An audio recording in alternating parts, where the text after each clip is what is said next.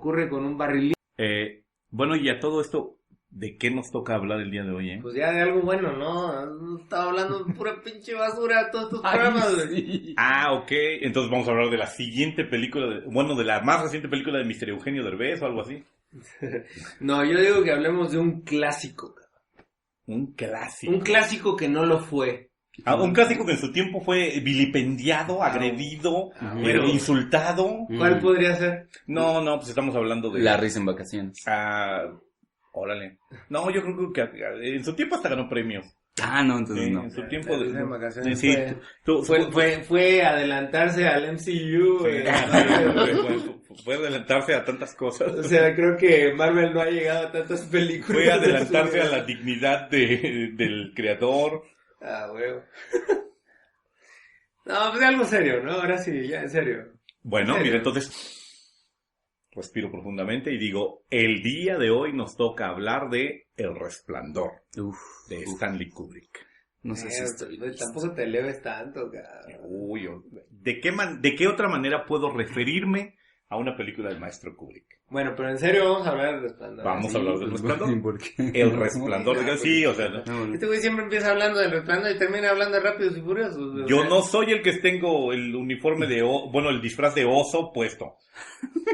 ¿Qué, güey? ¿Eso qué, güey? A esta hora eso no importa, güey. Y yo traigo un frac. Oh, O sea, no sé. estamos listos para Bueno. la fiesta, ¿eh? Bueno. Listos para la fiesta. Empecemos. You ain't heard nothing yet. Wait a minute, I tell you. You ain't heard nothing. Toot-toot-tootsie, goodbye. Esto es Toma 3, Toot-toot-tootsie, don't cry. un podcast de cine. The little choo-choo train that takes me away from you. You don't know just how sad it makes me. Bienvenidos a Toma 3, un podcast de cine. Esta vez estamos platicando acerca de El Resplandor, como ya escuchamos, The Shining, Ancina. de 1980. Ahora sí vamos a desmembrar todo el secreto oculto en esta película. ¿Qué queda por decir de El Resplandor? Bueno, de arranque iniciaría diciendo hola de este lado, Marco Antonio Santiago. Saludos, ¿Verdad? ¿sí? ¿Cómo Tenemos que están? saludarnos. Ujú. Tenemos que decir que este es un momento importante para el podcast porque estamos llegando a un episodio ¿Serio? serio, finalmente, y que es un número consecutivo mayor que el anterior. ¿Estás bien, Vic? Sí, O sea, sí, no, o sea, estoy bien. lo malo de inhalar porquerías justo antes de que inicie el programa es que ocurren este tipo de cosas. De repente, el tipo que se supone que nos tiene que guiar y ordenar para que no nos desbalaguemos es el que está más en peores condiciones. Creo que la cerveza es lo único que mantiene tus pensamientos en orden, güey. Entonces seguiré tomando. Sí. Es lo que yo estoy entendiendo. Pero por de todo favor, esto. dale, Muy bien. dale más. No, tienes toda la razón, Marco. Presentémonos. Tenemos de este lado a Roberto Chévez. es Víctor Hernández y Marco Santiago, que ya dijo su nombre.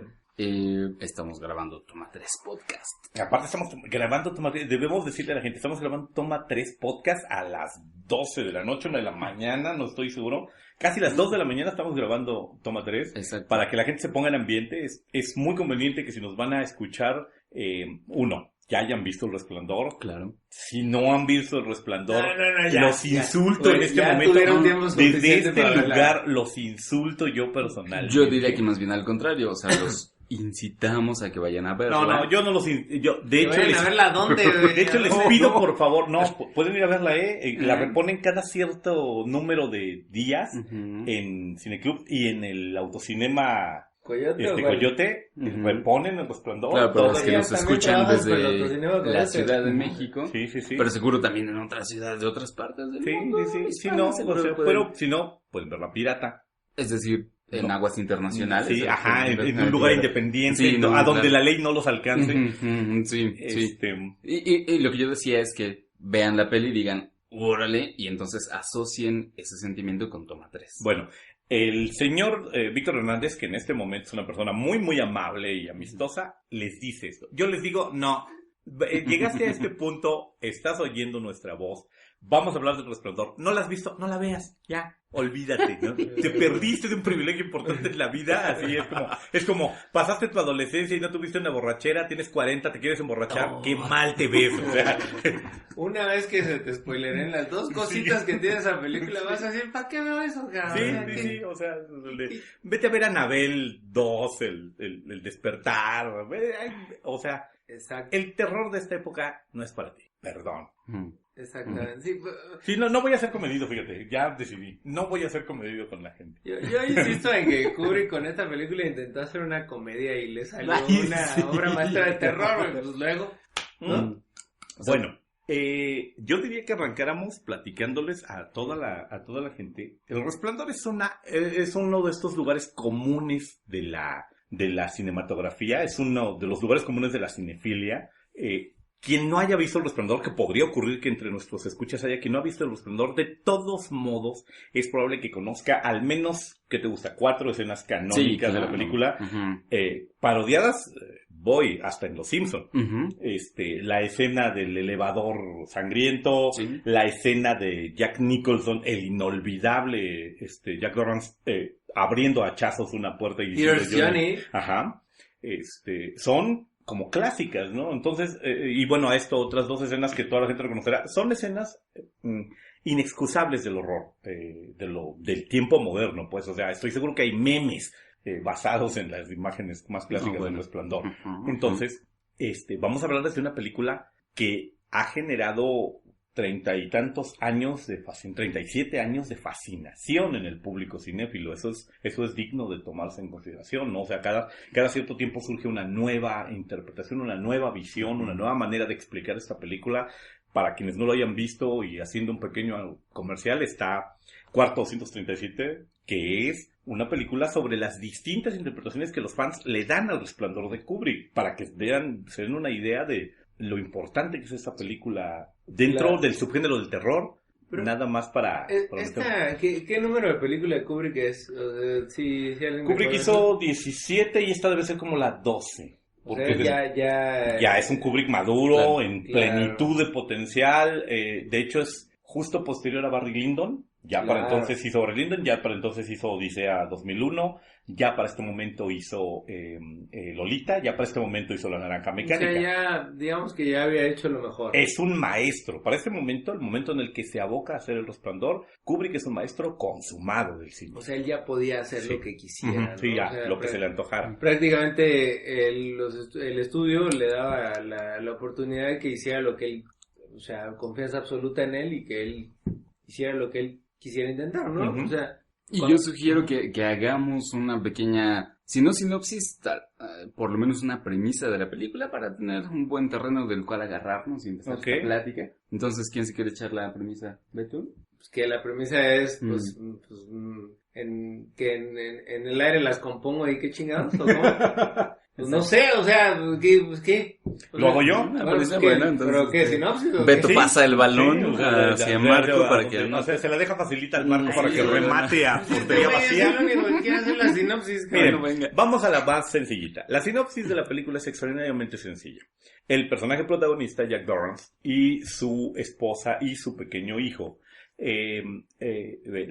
Jack es un hombre sin empleo que está buscando un trabajo, es un escritor medio fracasadón, medio bloqueado, que toma un trabajo como cuidador de un hotel, el Overlord, que es un hotel que es un hotel en Colorado, si mal no estoy, que durante los periodos de invierno más duros permanece cerrado durante varios meses porque es inaccesible y las condiciones para sobrevivir en él son muy difíciles. Entonces, es un hotel vacacional de verano. Durante el invierno se cierra y se necesita una persona que básicamente verifique que el hotel, que está muy automatizado y muy climatizado, si sufre alguna pequeña descompostura, haya un ser humano que repare. En este enorme hotel, en esta enorme casa embrujada, Jack va a hacer muy poquito trabajo y la idea es que ahí se desbloqueará y tendrá el tiempo necesario para volver a escribir. Lo que ocurre es que nuestro protagonista va lentamente enloqueciendo, víctima de la presión, víctima de las relaciones muy duras que tiene con su esposa, víctima de las relaciones muy ambiguas que tiene con su hijo, que es un pequeño niño.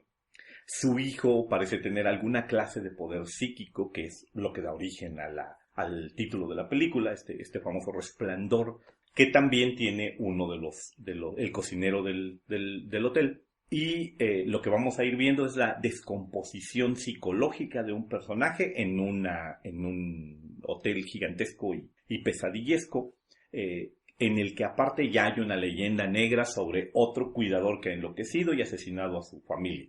Entonces, pareciera ser que este juego recursivo de el hombre encerrado, aislado, que se ve obligado, mientras pierde la cordura, en matar a su familia, se va a repetir como nuestro protagonista. Básicamente, esta es la historia. El mismo Stephen King en algún momento lo dice, mi novela es la novela sobre el bloqueo de escritor, sobre un hombre que no tiene que escribir, no sabe qué escribir. Y sin embargo, esa premisa también se repite en muchas otras historias y otras películas de terror también, ¿no? O sea, como las personas aisladas en una cabaña o en un edificio o en algún lugar que no pueden pedir ayuda, no pueden recibir ningún tipo de auxilio cuando aparece o el asesino o el monstruo, etcétera. Entonces, ¿qué haría diferente a El Resplandor de estas otras? Y vamos a llevarlo más lejos. En realidad es un mito muy, muy viejo con respecto, o sea, para los aficionados al terror, la leyenda de la Guardia de Frontera, la leyenda de los buques suicidantes de Horacio Quiroga, la leyenda de el hombre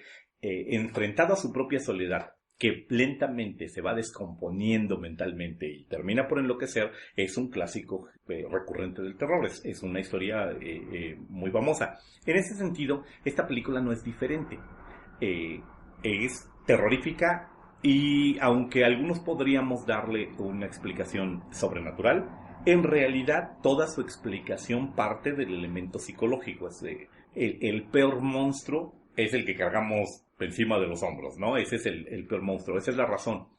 Creo que aquí, y eso era lo que íbamos a platicar que platicábamos fuera de micrófono, ese es el primer impacto de esta película en la carrera de Stanley Kubrick. Es decir, Stanley Kubrick ya ha hecho cosas perturbadoras, pero es la primera vez que enfrenta en forma el género del horror.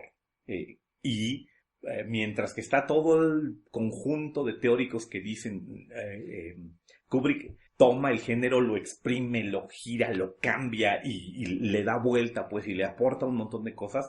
Estaban las personas que en su tiempo, cuando la película se estrenó, dijeron, Kubrick se equivocó, o sea, se tropezó, El Resplandor es su película fallida, aquí se cayó.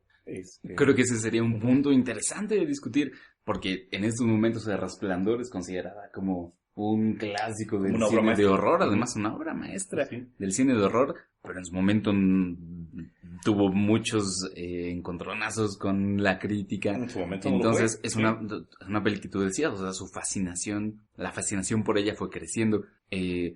¿Cómo es que llegó a ser este verdadero clásico? O más bien, ¿qué es lo que vemos ahora en ella? Esta película, en este término que a mí de repente no me gusta utilizar, la famosa película de culto. Que dicen, que los fans, la gente que la ve, le empieza a encontrar explicaciones posteriores y otras visiones, y El Resplandor es eso. El Resplandor es una película de culto que aparte se vuelve película de culto muy rápido. Claro, pero bueno, sí, pero yo creo que se volvió una película de culto rápidamente debido a toda la expectativa que generó, ¿no? O sea, pues Kubrick no era un director Nobel cuando hizo El Resplandor, ya lo dijimos, ¿no? Y King no era un chaval ya, pero era un escritor en el momento en el que comenzaba a despuntar, ¿no? O sea, también era un vendedor de bestsellers en ese momento ya. Y normalmente una película de culto es aquella que surge de la menor apuesta, o sea, pues sabrá quién será este individuo que está queriendo hacer una peliculita, finalmente por sus propios medios termina haciéndola, y pues bueno, de repente la ve a alguien y alguien le dice, oye, ya viste esta película, este otro, y pues se va convirtiendo en lo que hoy día llamamos viral, ¿no? Entonces, pues digo, en aquellos tiempos, pues decir que algo era viral, pues era algo bastante lento, ¿no? O sea, finalmente para que esto se convirtiera en algo de culto rápidamente, yo creo que pues tenía más que ver con bueno, pues ¿qué va a sacar Kubrick ahora? Y bueno, ahora va a ser algo inspirado en una historia de terror. Entonces queremos ver qué es lo que puede hacer el maestro al respecto, ¿no? Entonces, yo creo que eso es lo que logró que El Resplandor se convirtiera en tal, ¿no? Una película de culto.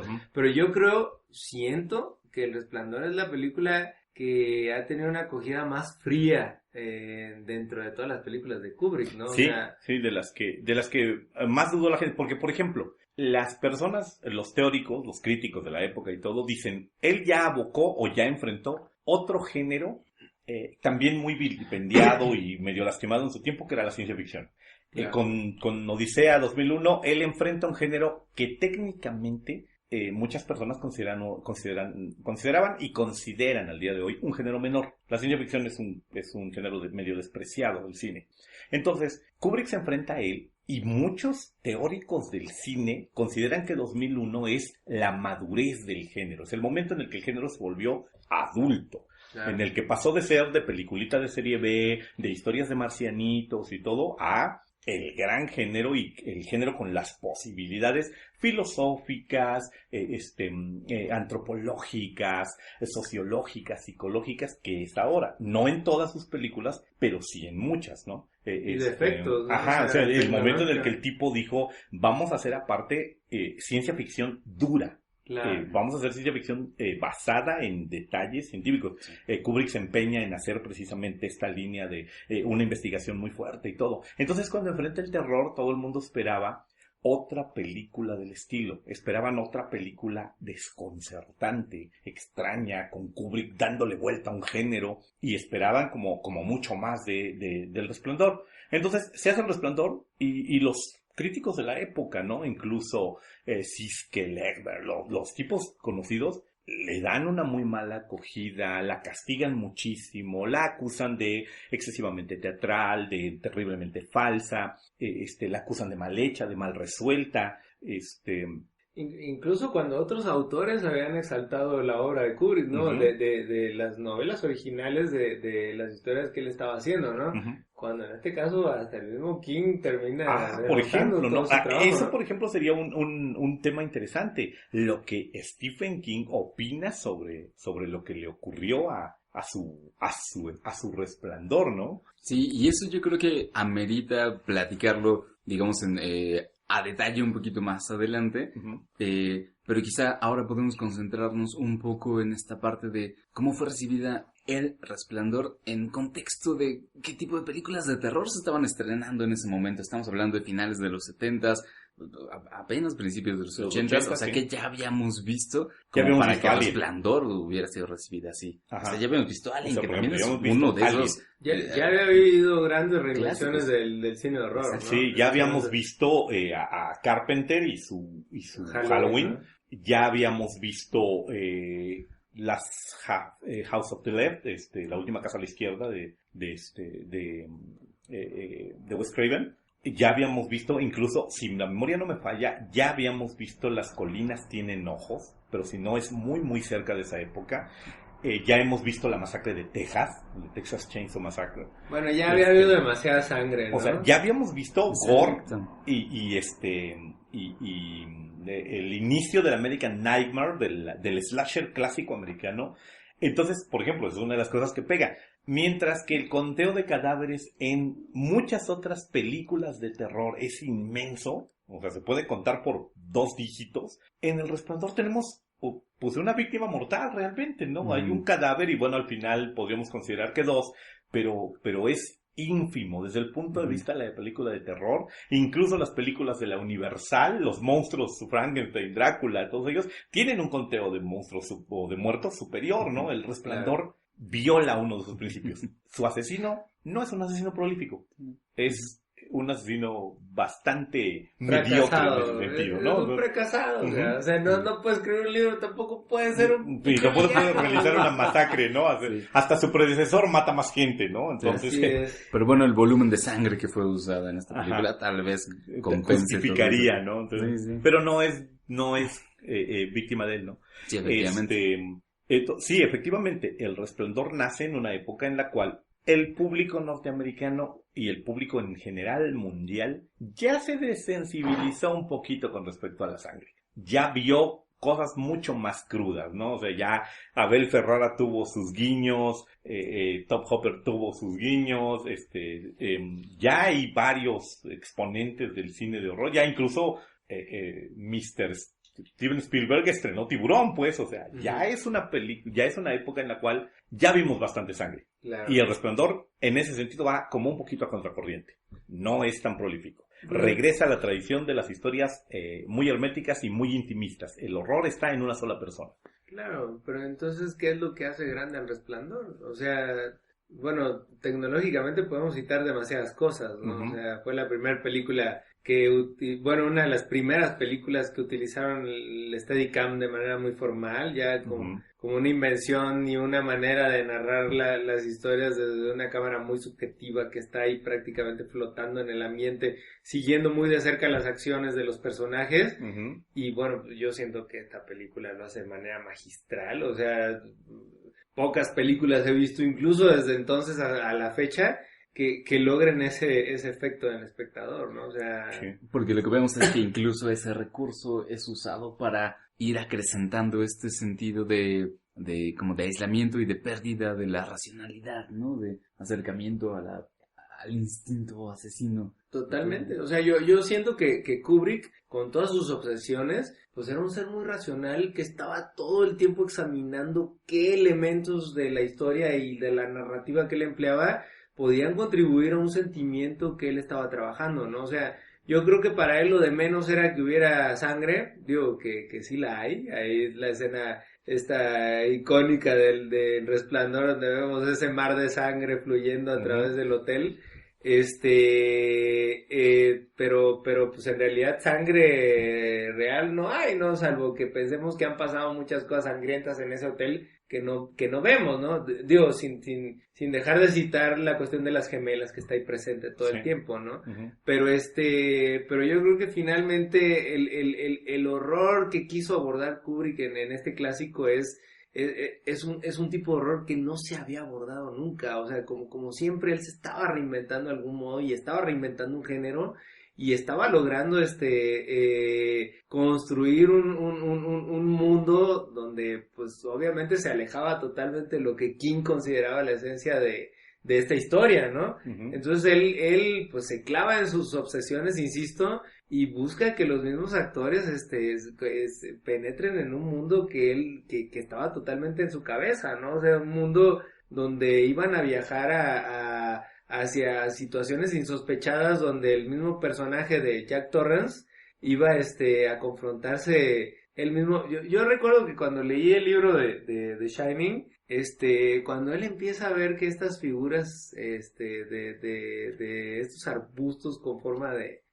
animales empiezan a moverse, o sea, yo realmente sentí temor al leer ese capítulo en donde él empieza a tener esos principios de locura, ¿no?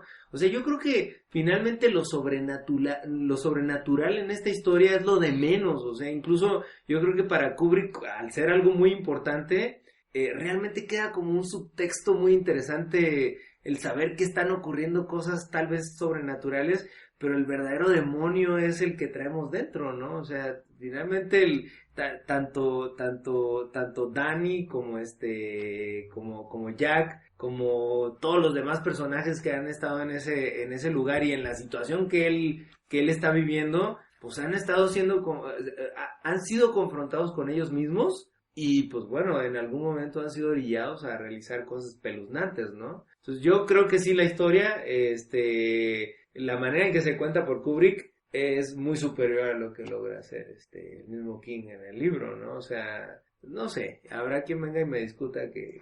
Tendríamos una discusión muy larga al respecto, porque bueno, esa discusión es célebre, ¿no? O sea, creo que sí, más adelante cuando hablemos de la obra de King podremos abordar este tema.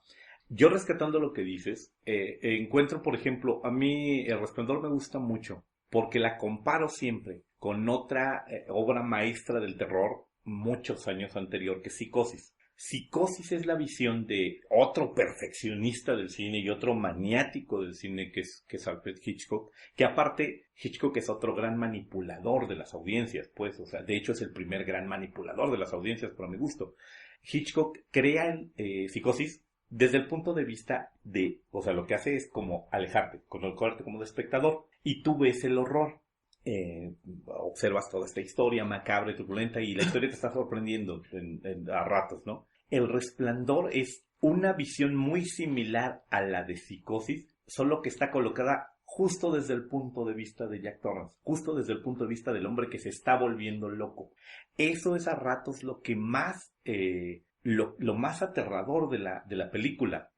Nicholson arranca como un tipo risueño, amistoso, extraordinariamente social, que lentamente se nos va descomponiendo ante los ojos, y la película en todo momento trata como de justificárnoslo, trata como de decirnos, fulano, si tú estuvieras en esta situación te estarías volviendo igual o peor de loco que este tipo. Hay momentos de la película que son extraordinariamente tensos.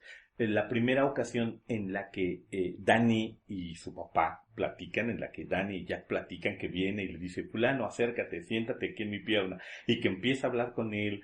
Toda esta escena macabra en donde Danny le va preguntando cosas y que va derivando hacia el horror, en donde le va diciendo, oye papá, tú nos quieres mucho, sí hijo, te quiero mucho. Esa escena nos permite empezar a sentir qué es lo que va a pasar. Ese es lo primero. La visión de Kubrick nos mete de repente estas cosas que luego sobrevaloran mucho los críticos, ¿no? Nos mete mucho en la circunstancia de estar viendo algo que nos sentimos incómodos de ver, que no sabemos si es como del todo correcto. Nos sentimos voyeristas en gran cantidad de veces de la película, como que vamos metidos en el interior de una relación de familia o todo, y como que nos sentimos incómodos de, órale, este es el tipo de pláticas que si estuvieran ocurriendo enfrente de mí yo tendría que hacer pararme y salirme. Claro. Ese es el gran triunfo de Kubrick en esta película. El tipo se desentiende por completo del género. Y ese es, por ejemplo, lo primero que al inicio le cobraron sus críticos, ¿no? Y lo primero que le agradeció la posteridad. No le hace caso a las convenciones del género. No pela a las convenciones del género. O sea, las convenciones del género nos dicen que el monstruo nos tiene que ser desagradable casi desde el principio. Y que nos tiene que repeler y que nos tiene que molestar. Muy pocos han girado a contracorriente. Un ejemplo, hace tiempo hablábamos de James Whale, que nos hace simpático al monstruo de Frankenstein. Pero muy pocos otros directores pretenden justificarnos a su monstruo. Lo primero que quieren es que su monstruo nos resulte repelente, nos dé miedo. Aquí, ese es el primer triunfo. Kubrick no pretende que Jack Torrance nos resulte desagradable. Aprovecha mucho de la mímica de Jack Nicholson, del gran actor que es Jack Nicholson, precisamente para a ratos decir, órale, mira, Jack está bromeando y tiene esa sonrisa de loco simpático que le veremos en muchas otras películas, ¿no? Es un loco que nunca termina de caernos mal, nos repele de repente, nos saca de onda, pero nunca termina de caernos mal. Claro. Y seguro podemos decir que Kubrick logró obtener esto de Jack Nicholson a base de exprimirle lo más posible al actor, como es famosamente conocido Kubrick por ser un detallista tanto en su diseño de la película en general, también como en lo que le exige a cada uno de sus actores. Y quizá podemos pasar a ese tema, ¿no? En cómo Kubrick, el director, tiene muchas caracterizaciones como el detallista, el obsesivo, etcétera, y cómo se ven reflejadas aquí en El Resplandor y cómo contribuyen a esta película, ¿no? Podemos hablar en particular, bueno, empezando por cómo Jack Nicholson después calificó haber trabajado con Kubrick. Uh-huh. Pues bueno, yo sí podría decir varias cosas en esto que planteas. Yo creo que el mayor logro de las películas de Kubrick es reflejar las obsesiones de Kubrick, ¿no? O sea, todo el mundo habla de él, hay incluso exposiciones que muestran su trabajo, más allá de las películas, ¿no? O sea, de todo lo que hay detrás de ellas. Hay una serie yo creo que en las páginas de internet que muestran información desconocida de las películas, las que más logran tener citas al respecto pues son las películas de Kubrick, ¿no? Entonces, pues esta película no es la excepción. Yo creo que es la película de Kubrick que más, información, ha generado, de manera muy oscura por debajo de lo que entenderíamos como la información que está a la vista de todos, ¿no? Entonces, pues ahí es justo donde se reflejan sus obsesiones, ¿no? O sea, el simple hecho de que Kubrick haya estado, o sea, yo por ahí me encontré con que pues Kubrick, al estar buscando una nueva historia que contar en una película suya, pues él tomaba un libro y pues se encerraba en su oficina, y hasta que no lograba encontrar que ese libro era bueno o malo para él, pues terminaba azotándolo contra la pared, ¿no? Uh-huh. Entonces la única persona que podía darse cuenta de esa práctica de él, pues era su secretaria, ¿no? Que estaba en la oficina contigua, y pues cuando le llegó este libro de El Resplandor de Stephen King, pues él agarra, lo revisa, lo empieza a leer, y pues a la secretaria se le hizo raro de que no existiera ese azote contra la pared que normalmente ocurría en esos días previos. Pues bueno, pues no ocurrió en ningún momento. La secretaria estaba segura de que esa iba a ser la siguiente historia que iba a contar Kubrick. O de que Kubrick había muerto en su oficina. No, o sea, yo creo que conociéndolo, pues estaba más segura de que finalmente ya había encontrado su siguiente obsesión, ¿no? Qué bueno, okay. Entonces, pues a partir de este momento Kubrick entró en comunicación con Stephen King, o sea, pues al otro lado del Atlántico. Pues Kubrick le llamaba a las horas en que él le venía algo a la mente, y pues trataba de platicar con él, y pues de hecho la primer llamada, cuando lo contacta y busca que efectivamente pues amarrar de algún modo la historia con Stephen King, pues la llamada ocurre a las 2 de la mañana, ¿no? Y entonces la esposa de King pues le dice, oye, pues vas a creer que el teléfono está Stanley Kubrick, ¿no? Y pues quiere hablar contigo, ¿no? Entonces, pues ya, o sea, lo último que estaba entendiendo Kubrick, pues eran los horarios en los que se estaba comunicando. Para él, sus horarios son los de allá, de su hogar allá en Inglaterra, y pues de ahí en adelante empezó a generar una relación obsesiva con el mismo King, en donde pues por ahí se dice que el mismo Kubrick no reconoce como tal haberlo dicho, donde le llamaba también a deshoras, 2, 3 de la mañana, y le preguntaba si él creía en Dios, donde le preguntaba cosas pues aparentemente totalmente ajenas a lo que estaba construyéndose alrededor, ¿no? Pero pues finalmente lo que estaba buscando Kubrick era construir una cosmovisión alrededor de The Shining, ¿no? Entonces, su propia cosmovisión, ¿no? Entonces, tal vez a partir de los motores que orillaron al mismo Stephen King a construir esa historia, pero no necesariamente lo que él iba a utilizar finalmente, ¿no? O sea, lo que él quería era comprender su propio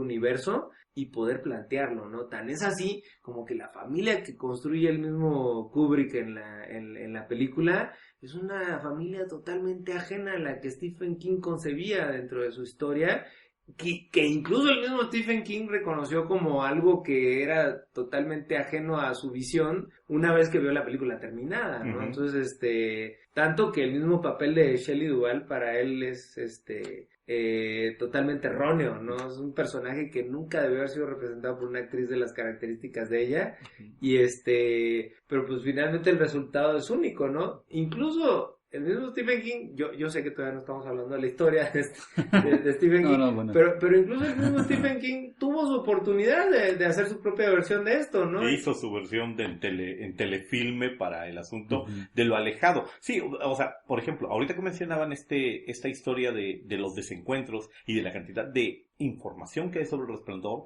una de las informaciones que es clave y que está súper citada es la dificilísima relación que tuvieron King y Kubrick, estos famosos monólogos o diálogos nocturnos o a deshoras que tienen por teléfono, y el hecho de que al final Stephen King se desvincula de la película cuando la ve estrenada y todo, dice, esto no es mi historia, no se parece a lo que yo quería, han destruido mi novela. y que hay una contestación de la oficina de Kubrick, ¿no? Y que la contestación de la oficina de Kubrick es muy dura también, que lo que dice, o sea, Stephen King dice, despedazaron mi novela, y la contestación de la oficina es, la ventaja de despedazar una novela del señor King es que uno sabe que no está destruyendo ninguna obra maestra. O sea, también del otro lado había una persona con un carácter muy, muy difícil. Claro. Y ese es, por ejemplo, uno de los elementos célebres, ¿no? Es célebre el número de repeticiones de toma, o sea, es hasta motivo de récord Guinness, la repetición de tomas ¿cuál en es El ese Resplandor. No tengo exactamente el número en la mente, pero hay un récord Guinness con respecto a la repetición en bueno, lo cierto es que Kubrick hay planos donde pues, se realizaron 100 tomas para poder llegar a la toma que él quería, ¿no? Y bueno, yo cito algunas, o sea, y es chistoso porque son escenas donde hay pelotas, ¿no? Sí. O sea, es justo la escena esta donde está, no, en el buen sentido. No. O sea, el momento donde Jack Torrance estaba aventando esta pelota contra la pared ahí del salón principal del hotel, pues pareciera algo muy simple, ¿no? O sea, la avienta y la cacha, ¿no? Pero pues la verdad es que no es tan simple, o sea, ya en el momento que estás ahí desarrollando esto, es muy difícil lanzar una pelota y cacharla si no tienes una destreza ya de haber estado practicando eso por mucho tiempo, ¿no? Pero por ejemplo, o sea, ¿por qué no podría haber sido que, o sea, ponen a practicar a Jack Nicholson, jugar frontón contra una pared y luego ya graban 10 tomas, 20? Pues sí, el problema es que no es la única toma que tiene que hacer a lo largo de la película, o sea, tiene que desarrollar 1000 habilidades y no puede ensayarlas todas, ¿no? Entonces, bueno, pues tal vez el problema con un director, con el mismo Kubrick, pues es que él tiene que encontrar la toma perfecta, tal vez a partir de los elementos que tiene ahí en el set, y lo que en ese momento confluye ahí, pues es, pues aquí tengo todos los elementos necesarios para ensayar, y la única manera de ensayar es, pues vuélvelo a hacer, y vuélvelo a hacer, y vuélvelo a hacer, y vuélvelo a hacer, ¿no? Incluso, el personaje de Halloran, el cocinero, que al final va al rescate de ellos, creo que la escena donde él muere fue repetida 100 veces, o sea, hazme el favor, o sea, algo que parece tan simple, dices tú, ¿cómo es posible que un director diga corte y vamos a hacerlo otra vez, y corte y vamos a hacerlo otra vez, corte y vamos a hacerlo otra vez? Porque estamos hablando de varios días de rodaje, ¿no? Pues sí, no dudo que la producción haya estado ahí clavada en, pues bueno, pues esto nunca va a acabar, ¿no? Entonces, él mismo tuvo bueno, no me acuerdo cómo se llama el actor, Halloran, Scatman Crothers. Crothers, exactamente. Sí, él tuvo oportunidad de trabajar con Clint Eastwood en una película posteriormente, cuando Clint Eastwood es un director que acostumbra a hacer una sola toma, ¿no? Entonces dicen que él, al momento de empezar a trabajar con él, pues le dijo Clint Eastwood, corte y queda, ¿no? O sea, y él mismo empezó a llorar. Y le digo, ¿qué te pasa? Pues es que acabo de trabajar con Kubrick y esto es una bendición. O sea, que alguien valore mi trabajo de esta forma, pues es una verdadera bendición, ¿no? Entonces, pues bueno, pues estamos hablando no de un director cualquiera, estamos hablando de Clint Eastwood, ¿no? Que tal vez estaba en sus inicios, pero tal vez todavía le faltaba mucho para demostrar que el gran director que es hoy día, ¿no? Pero finalmente estamos viendo distintos estilos, ¿no? O sea, un ser obsesivo que quiere la toma perfecta tal como él la imaginó, y pues tal vez un director que siente esto funciona y para la historia esto es útil, ¿no? No, y que igual no solo se trata de estilo, sino prácticamente de estrategias de director, ¿no? Por lo que estábamos platicando antes de grabar, o sea, para conseguir cierto estado de ánimo de sus actores, Kubrick, en lugar de dar por hecho que los actores podían dar ese estado de ánimo, entonces los sometía a unas circunstancias que sacaban naturalmente ese estado de ánimo. Y eso es muy común en Kubrick, ¿no? O sea, en todos sus trabajos. Bueno, es famoso el hecho de que, por ejemplo, Shelley Duvall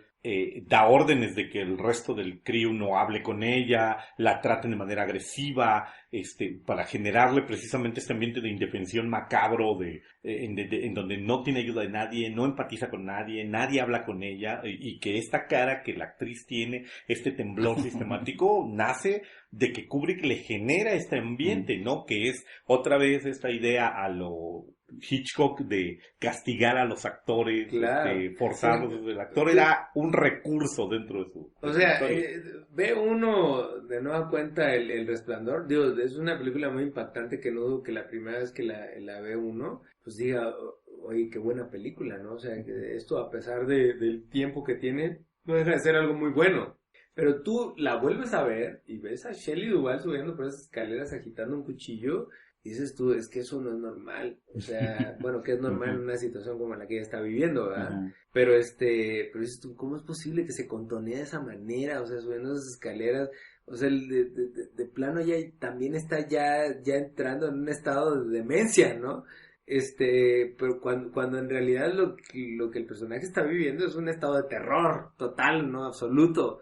Entonces, dices tú, pues, ¿qué más da? O sea, si el personaje realmente está sintiendo eso, o sea, lo que lo hace verosímil es que realmente lo está viviendo, o sea, no solo el personaje, el actor lo está viviendo, la actriz lo está viviendo, ¿no? Entonces, esa situación de indefensión, de tengo que proteger a mi hijo, de tengo que salir huyendo, mi esposo con el que he compartido varios años de mi vida está persiguiéndome en este momento porque me quiere asesinar. No creo que sea una situación que diga, pues, el personaje se tiene que mover de esta manera, se tiene que comportar de esta manera. Cuando pues un director dice, mira, yo garantizo que la actriz está haciendo exactamente lo que tiene que hacer porque le estoy dando los elementos para que se aterrorice, para que realmente tenga la experiencia de que va a ser descuartizada por un individuo con el que ha convivido durante los últimos 10, 12 años, ¿no? Aparte, creo que ese es otro de los grandes éxitos del Resplandor. El Resplandor tiene una gran cantidad de subtextos, de detallitos, incluso de cabos sueltos. O sea, la película tiene lo mejor que tiene una película de terror, que es, y lo hablamos en algún momento con, bueno, no lo hablé yo porque no estaba en el programa, pero los oía a ustedes, con el juego del Alien. El Alien tiene esa gracia, es un monstruo inexplicable. En el momento que lo comenzamos a explicar, empieza a valer gorro como monstruo, empieza a dejar de funcionar. Claro. En la película original el xenomorfo viene de quién sabe dónde y quién sabe por qué hace lo que hace, pero no es importante, es un monstruo, no hay por qué entenderlo, no hay por qué explicarlo. Aquí hay un montón de detallitos dentro de la película que no tienen explicación. O sea, hay una escena final con una fotografía, con una fecha extraña, hay diálogos con un bartender fantasma que ciertamente no van a ningún lado, hay escenas demenciales en donde la esposa de Jack Dorrance camina por el hotel y empieza a tener visiones pesadillescas. Y ninguno de estos detalles nos es explicado. O sea, Kubrick dice, espántense, no me interesa mucho. Y no nos está permitido pensar que están ahí accidentalmente. Ajá, o sea, en un director sí. como Kubrick no podemos pensar eso. Aparte, esa es la parte más importante. Kubrick, el famoso director obsesivo, regresamos al punto, o sea, la mayor parte de sus actores, y nos mencionamos desde gentes como Peter Sellers, como Malcolm McDowell, como, caray, hasta finalmente digo alguien que no merece tanto ese nombre como Tom Cruise, pero bueno, pues ahí está el señor Tom Cruise, como Vincent D'Onofrio, como el mismo Jack Nicholson, todos dicen, hijos, trabajar con Stanley es un privilegio, pero es durísimo. Pero no vuelvo a trabajar con él. Sí, o sea, el único que levantó 2 películas es Kirk Douglas, y era porque, bueno, Kirk Douglas también era un personaje, también es un personajazo, ahí el Iron Man de Hollywood, ahí lo tenemos cumpliendo bueno, ya 100 años. La primera película que colaboraron, había más control de Kirk Douglas. Sí, no, pero era una película de Kirk Douglas, revés, ¿no? Ajá, pero,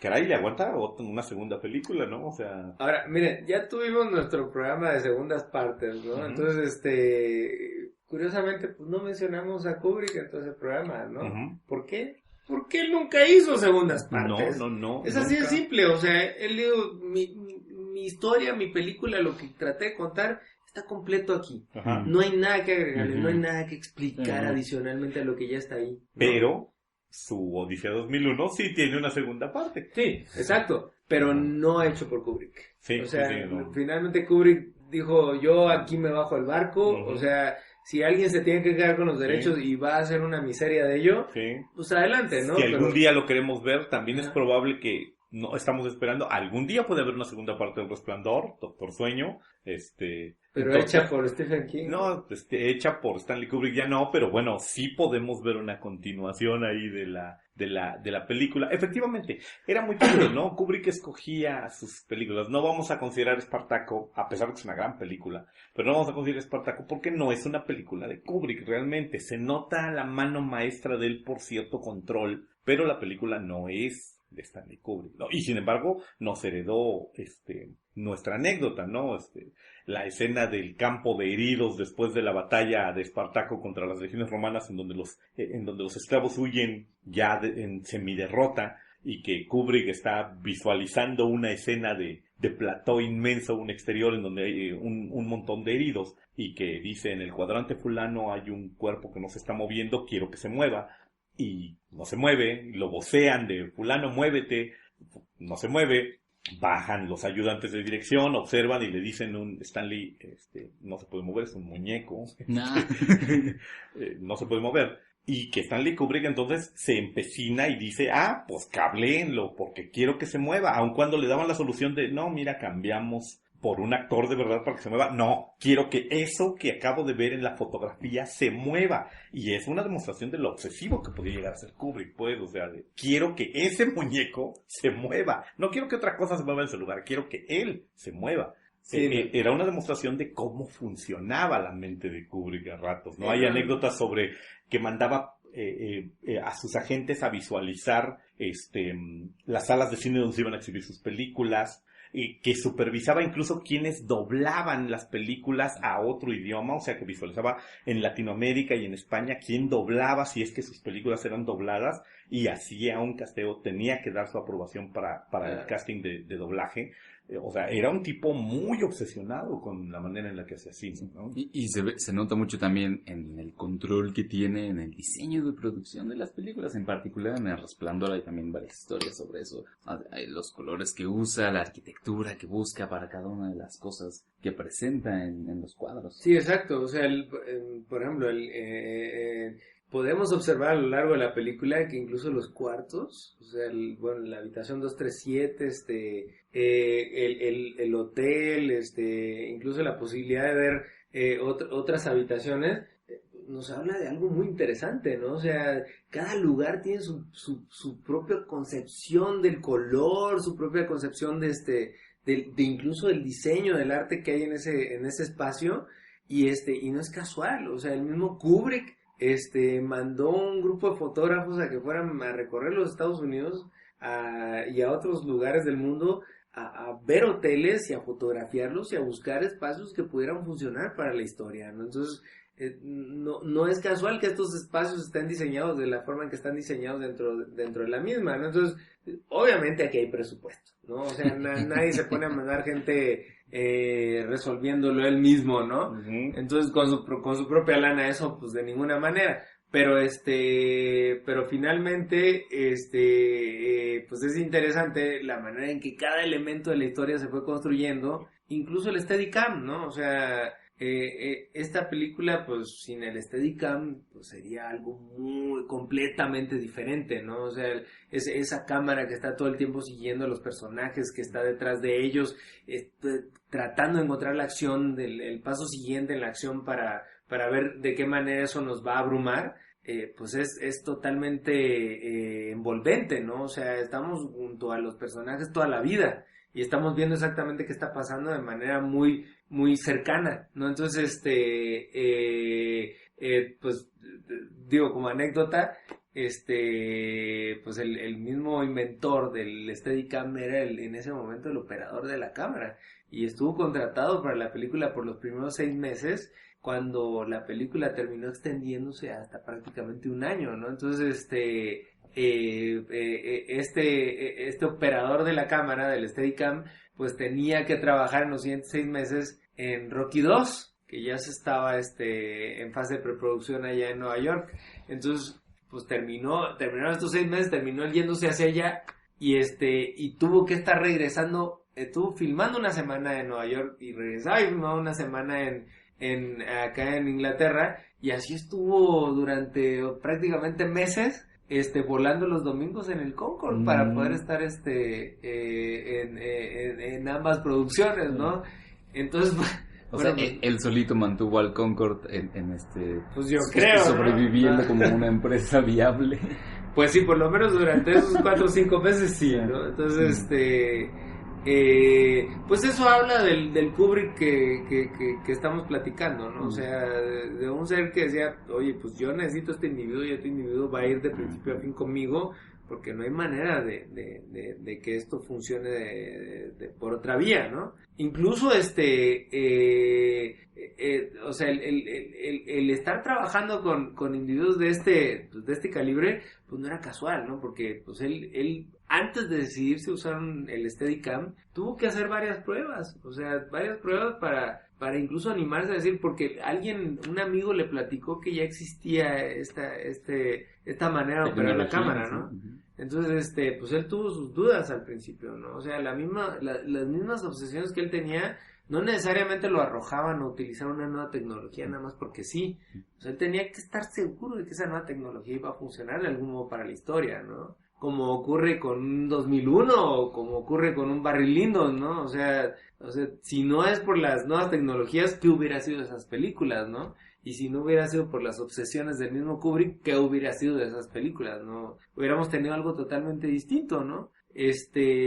O simplemente no hubiéramos tenido esas historias, ¿no? Esos clásicos que encontramos hoy día, ¿no? Entonces, pues bueno, yo siento que las obsesiones de Kubrick están por todos lados, incluso en sus mismos fans, ¿no? O sea, cómo ellos interpretan una serie de cosas que tal vez ni existen en la película, pero hay una serie de interpretaciones al respecto, ¿no? Entonces, no sé qué tanto eso pudiera haber hecho que creciera el nombre del mismo Resplandor a lo largo de los años, ¿no? No sé. Sí, definitivamente una película con tanto nivel de detalle, tan cuidado, definitivamente merece muchas miradas consecutivas a lo largo de la historia. O sea, merece ser revisitada una y otra vez como para estar cachando estos pequeños detalles, y habrá quien obtenga a partir de ahí distintas interpretaciones, distintos significados, distintos mensajes que quiera obtener a partir de Kubrick. Claro. Incluso, bueno, o sea, hay algo que me gustaría mencionar. Bueno, no, los exteriores que vemos ahí no todos son realmente exteriores, o sea, son muy pocas escenas las que tienen un verdadero exterior, que es la escena del tractor, al final, y cuando viene Halloran en busca de ellos, pero normalmente las escenas que están ocurriendo allá afuera sí son dentro de un foro, y se ocuparon estaba escuchando que se ocuparon 180 toneladas de sal para la escena del laberinto, ¿no? Para sí, la nieve. Sí, incluso la nieve alrededor del mismo hotel, ¿no? Entonces, toda esa nieve, ahí es donde los estudios buscan economizar y van pegando un proyecto con otro, y pues ese mismo foro incluso fue utilizado para posteriormente filmar Los Cazadores del Arca Perdida de Steven Spielberg, y El Imperio Contraataca.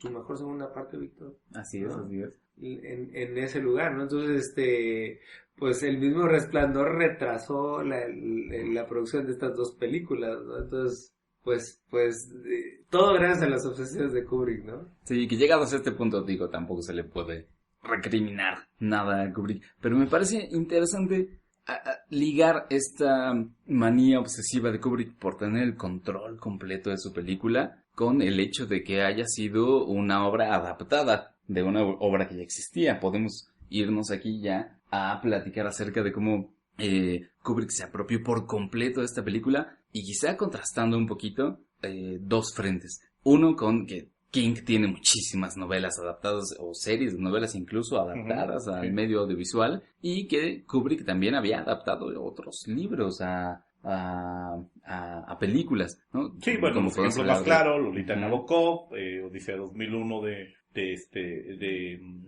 Arthur C. Clarke, ya hay... La Naranja Mecánica. Ajá, bueno, La Naranja Mecánica de Anthony Burgess, ¿no? O sea, sí había tomado curiosamente novelas difíciles, ¿no? O sea, 2001 Odisea en el Espacio, una Odisea Espacial es una novela rara de Arthur C. Clarke, es ciencia ficción dura, muy, muy dura.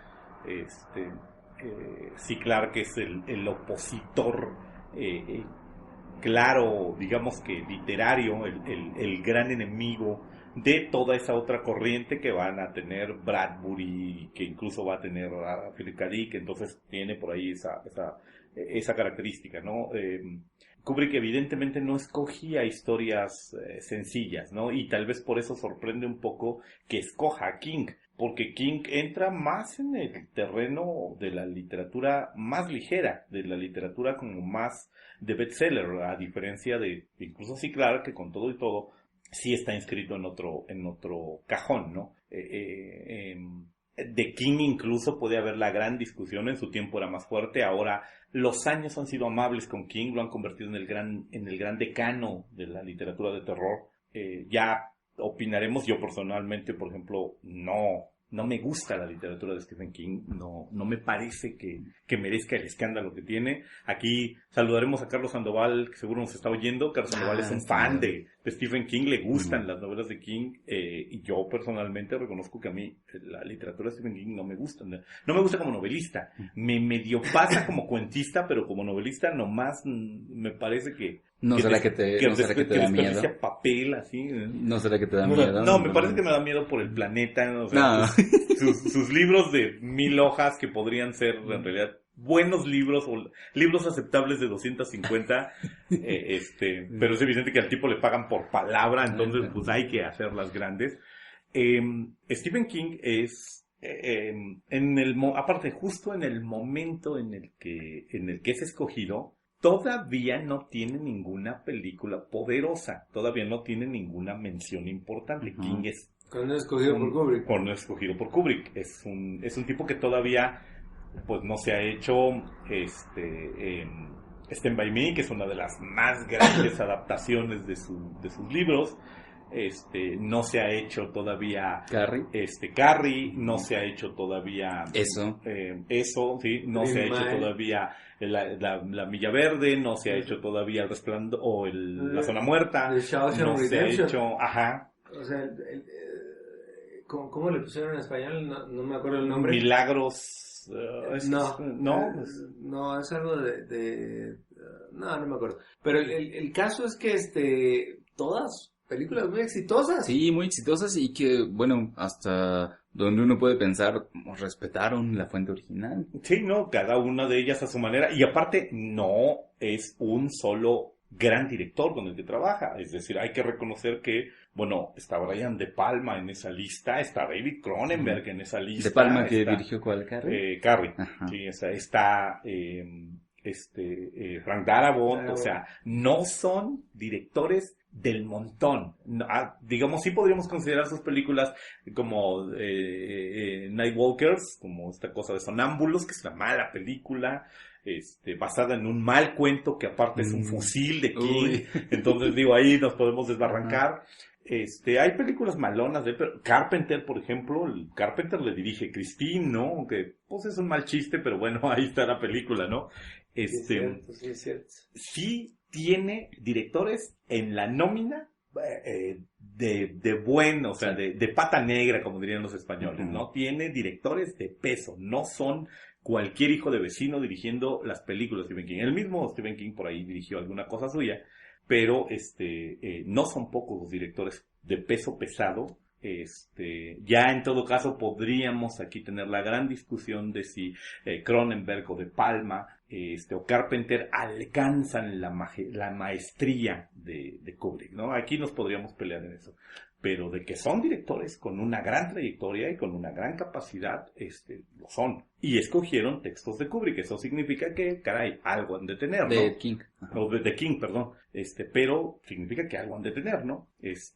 En el momento en que Kubrick escoge a Stephen King como su siguiente fuente de inspiración, sin embargo, esto todavía no ha ocurrido. King todavía no está tan adaptado, no lleva un espaldarazo, ¿no? Entonces eso es lo primero llamativo. Toma una novela. Luego, le falta al respeto a todos los niveles. Abusa de ella de manera descarada, ¿no?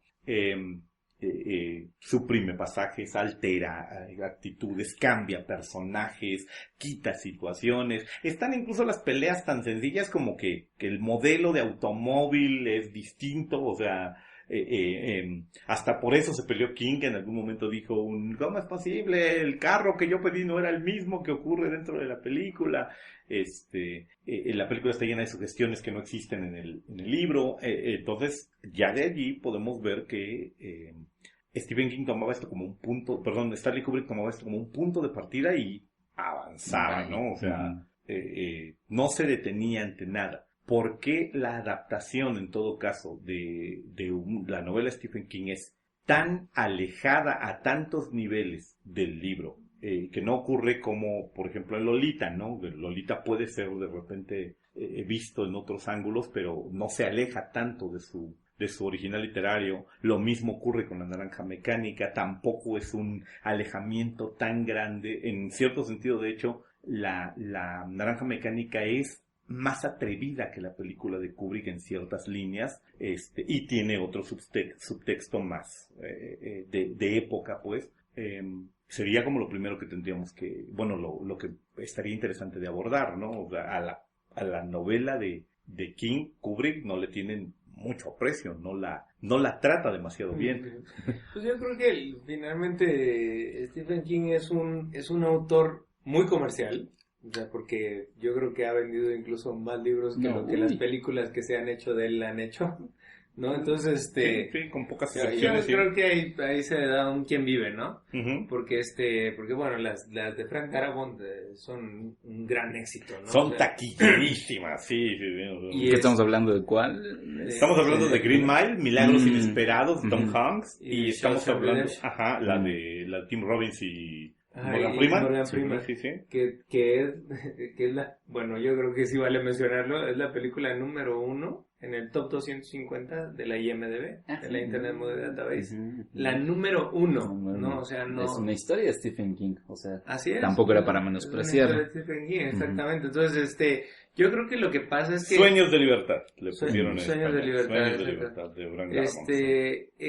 Y pues bueno, lo que pasa es que creo yo, o sea, al ser alguien, un escritor muy metido en el gusto del gran público, pues yo siento que los directores que se interesan por sus historias encuentran algo muy manejable en ellas, ¿no? O sea, como una esencia que puede ser, pues de algún modo manipulada a la hora de utilizarlas para sus propios fines y conseguir lo que ellos están visualizando, ¿no? Porque pues, finalmente hay una autoría por parte del director con todo y que sea una historia inspirada en algo más, ¿no? O sea, que sea una adaptación de una historia de Stephen King. Entonces, pues ahí está el resultado con algo como The Shining, ¿no?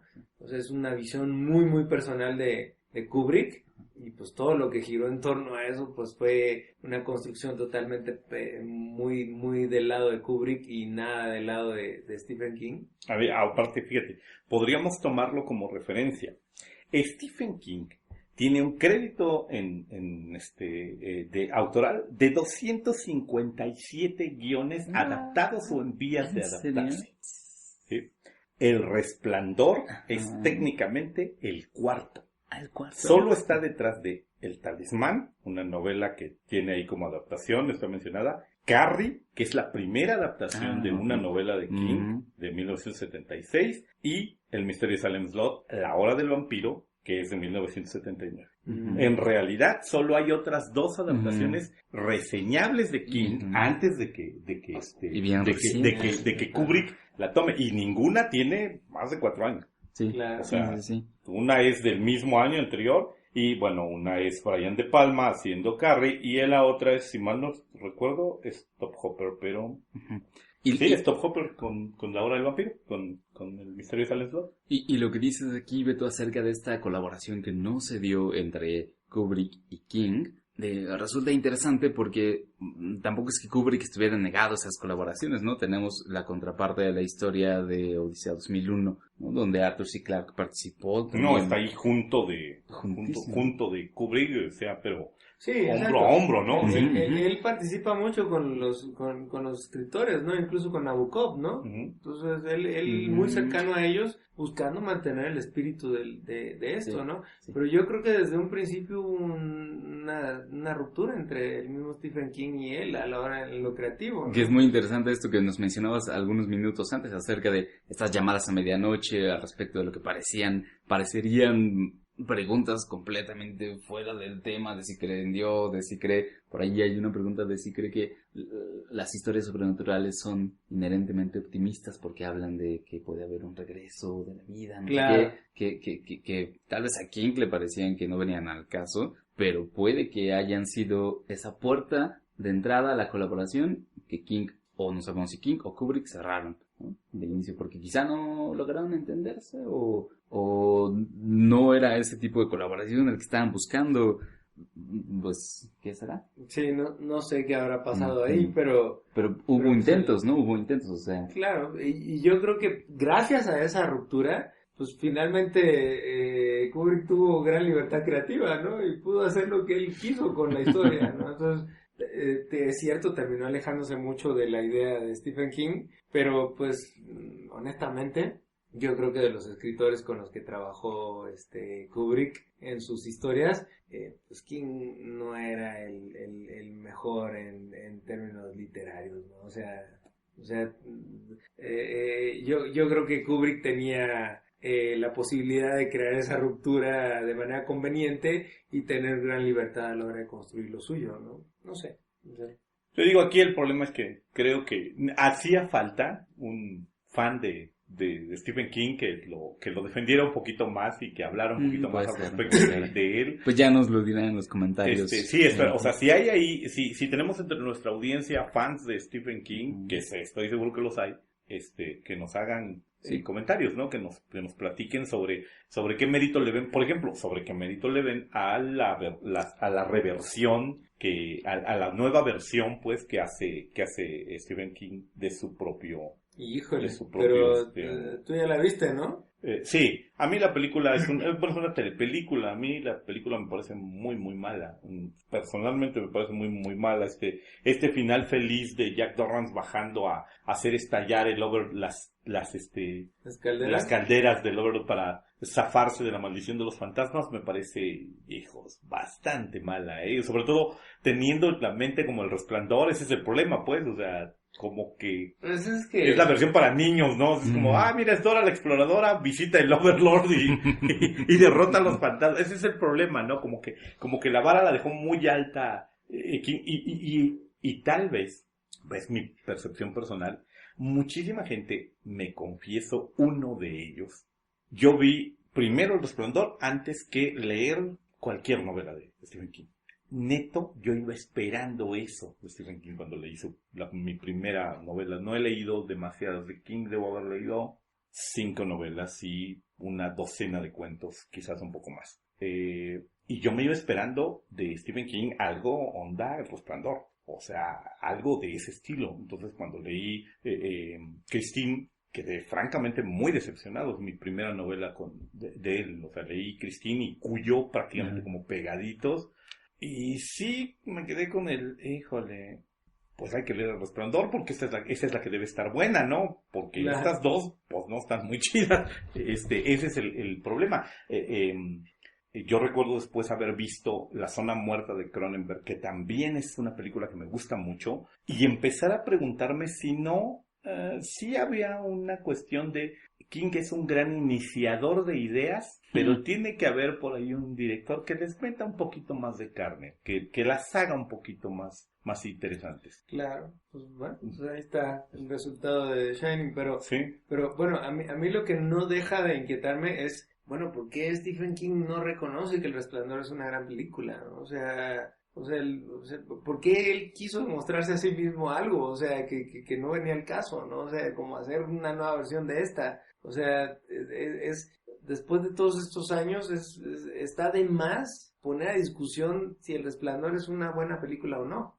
O sea, realmente es una película que la vuelve uno a ver, incluso. Yo entendería por qué King no. Entendería por qué Stephen King no es lo el ego del mismo guionista, Ajá, ¿no? No solo es el ego del mismo guionista, personalmente yo lo veo como es como si de repente resultara que tu hijo al que tú criaste alimentándose con churritos y Coca-Cola, pues creció todo ñango y feo, y alguien tomó a su hermano gemelo y lo crió haciendo ejercicio y alimentándose con frutas y verduras y pues creció para ser levantador de pesas.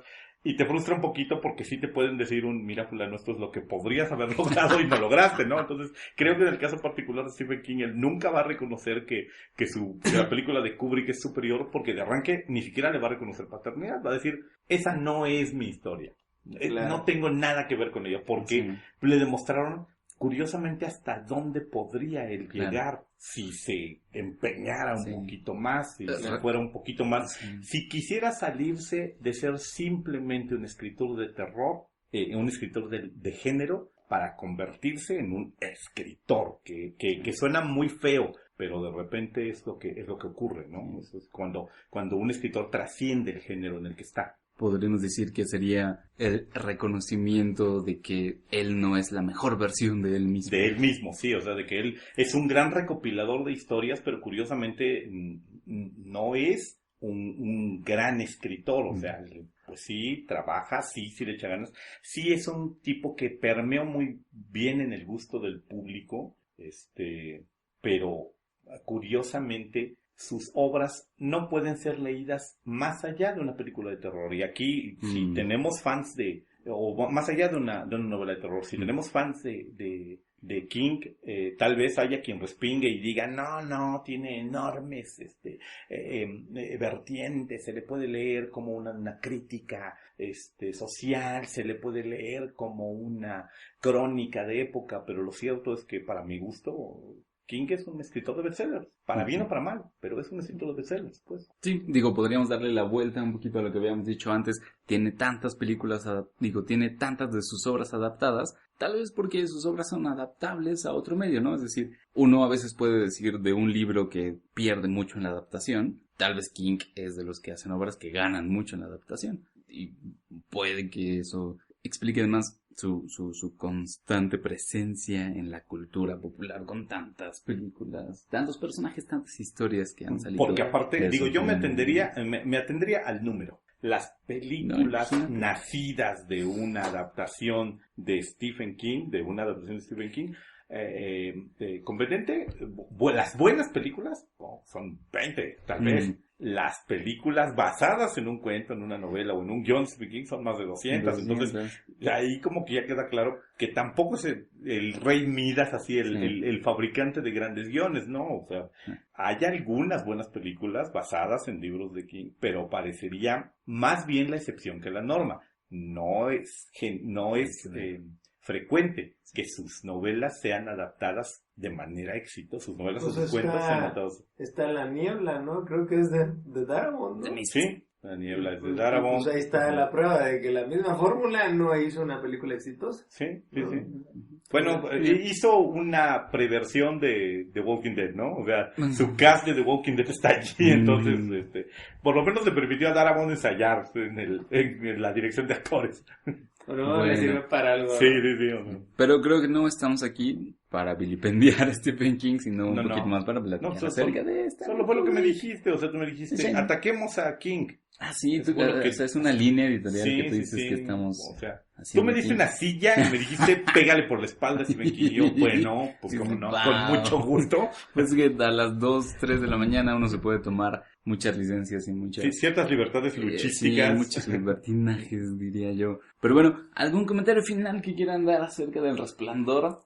Antes de que les llegue el Resplandor. Aparte de véanla más de una vez. Bueno, o sea, a diferencia de cómo arranqué esto, que arranqué como muy agresivo y diciendo a la gente no las vean, en serio, El Resplandor es una película que se debe ver y que se debe ver más de una vez. Claro, pues bueno, si son fans de la teoría del complot y todo eso, pues bueno, pues sí, véanla 50,000 veces. Sí, bueno, si son fans de cosas, pueden verla. A continuación ver Cuarto 237 y no manchen, o sea, la explicación de que es una parábola sobre el Holocausto, la explicación de que es una parábola sobre el asesinato de los pueblos indios en Norteamérica, muchas parábolas. La representación de que es una confesión de Kubrick y su responsabilidad en la filmación del alunizaje, que es otra leyenda urbana famosísima, o sea, todo el mundo conoce la historia, o bueno, muchos cinéfilos fans de la teoría de la conspiración conocen que a Kubrick se le responsabiliza de la filmación del alunizaje del Apolo 11, o sea, que los que dicen no, nunca se llegó a la luna, o si se llegó, no se llegó en la fecha en la que se dijo, sostienen que Stanley Kubrick es el genio detrás de las imágenes del Apolo 11, ¿no? Y que El Resplandor es su confesión visual de este crimen, ¿no? ¿De qué manera es esa confesión? Bueno, que representa, o sea, que Jack Torrance en algunos momentos de la película tiene diálogos que en realidad son cosas que Stanley Kubrick le diría a su esposa, cosas del estilo que en algún momento le dice a su esposa: fulana, yo tengo responsabilidades, no tienes idea de las responsabilidades que tengo con esas personas. Tú no sabes de lo que estás hablando, tú simplemente te metes en tus desmadres caseros y hogareños y domésticos y no sabes a lo que yo me enfrento. Yo no puedo hablar de esto, no tengo con quién hablar de esto, y mucha gente lo coloca como una confesión de Kubrick de esta historia, aparte de otros detallitos. O sea, les digo, si están interesados en ver esta sarta de teorías de la conspiración, pueden ver Cuarto 237 y hay una explicación bastante curiosa de la confesión de Stanley Kubrick. Incluso hay interpretaciones de las figuras que están en la alfombra del hotel, de lo recursivo de los cuartos, de cómo cambian las posiciones, de cómo la pelota llega a un hexágono que primero está cerrado y luego está abierto. Y el mismo Danny con esta sudadera la sudadera del cohete, ¿sí? Sí, exactamente. Yo digo que si alguien le da una segunda, tercera, cuarta, quinta vista al Resplandor y saca de eso una interpretación meritoria, conspiratoriamente meritoria, macabra, yo digo que nos la envíe. ¿No? Que nos la haga llegar. Sí. Digo, aquí será bien recibida. Nos burlaremos de ella. Así, diremos, eres un trasnochado lunático que se pone a ver películas y platicar de ellas pasada la medianoche. Sí. Pero El Resplandor es una de esas películas que, les juro, tienen que ver. Se recompensa mucho. O sea, verla una y otra vez, y le vas a encontrar algo a la película. Sí, exacto. Por lo tanto, aquí no hubo spoilers. O sea, todo está en el subtexto. Sí. Todo lo que dijimos es una interpretación, realmente no es lo que está en la película. No crean ustedes. Muy bien. Bueno, podemos dar entonces, empezamos a concluir este episodio de Toma 3, un podcast de cine. Sí. Pues escríbanos, mándenos mensajes al Twitter. En Twitter estamos como @Toma3podcast. Sí. Todo junto. Sí. Y tenemos los individuales, el mío personal, Pollo Cinéfilo, @PolloCinéfilo. @HBRO, @Víctor Rogelio. Y si todavía son de las personas que usan correo electrónico, tenemos toma3podcast@gmail.com y leemos sus comentarios. ¿Que todavía usan correo electrónico? ¿Por qué no? Sí, todavía usan. Porque ya redes sociales, WhatsApp, Face, ya todo eso ya mató el correo electrónico. ¿Tú todavía usas correo electrónico? Pues ahora por ahí te espían, ¿no? Sí. Sí, ya. La NSA está monitoreando. Seguro que es muy importante. Sí. Mr. President Trump. Yo soy de los que está de acuerdo con usted. Sí. Abajo CNN. Pues sí. Entonces yo no me quedaría más que invitarlos nos vemos en el siguiente programa. Nos oímos en el siguiente programa. Sí. Muchas gracias por habernos escuchado. Sí. Gracias. Y buenas noches, supongo. Buenos días. Hasta luego. Buenos días, buenas noches, buenas madrugadas. Adiós. Don't cry, Goody, don't cry. Ah! Goodbye, Tootsie, goodbye.